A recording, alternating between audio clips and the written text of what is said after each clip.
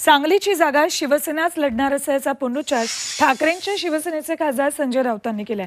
शिवसेनेनं काँग्रेससाठी कोल्हापूर रामटेकची जागा सोडली, आता काँग्रेसनं कार्यकर्त्यांची समजूत काढावी असा सल्ला राऊतांनी दिलाय। तर सांगलीच्या प्रश्नावर हायकमांड देईल तो निर्णय घेऊ अशी प्रतिक्रिया विरोधी पक्षनेते वडेट्टीवारांनी दिली आहे।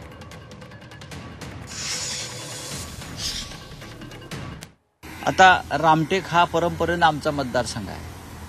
आमच्याही कार्यकर्त्यांना वाटत होतं की तो मतदारसंघ शिवसेनेकडेच राहावा, त्यासाठी त्यांचा हट्ट होता।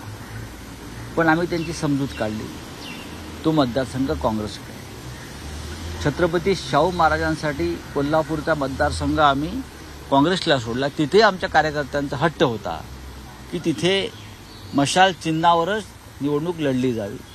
आम्ही तिथेही कार्यकर्त्यांची समजूत काढली। तसंच अमरावती आहे, असे अनेक भाग आहेत।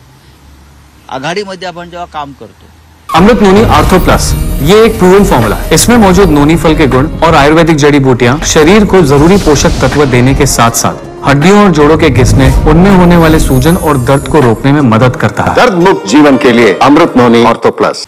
तेव्हा अशा प्रकारे कार्यकर्त्यांच्या भावना लक्षात घेऊन दुखावलेल्या कार्यकर्त्यांची समजूत काढायची असते।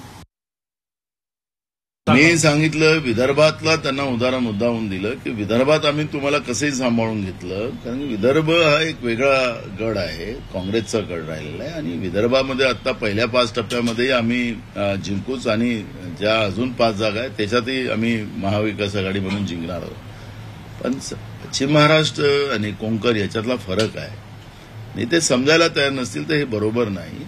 अखेरी बीजेपीला हरवण्यासाठी आम्ही सगळे एक आलेलो आहोत, आणि या पद्धतीचं भूमिका घेणं आणि या पद्धतीनं उमेदवार जाहीर करणं त्याचा स्वाभाविक आहे की कार्यकर्त्यांमध्ये रोष होणार आहे। आणि ते अजूनही वेळ गेलेला नाहीये, अजूनही वेळ गेलेला नाहीये। त्यांनी अजूनही त्याच्यावर विचार करावा, ही भूमिका आहे। आम्ही हायकमांडकडे हा सगळा प्रस्ताव पाठवलेला आहे।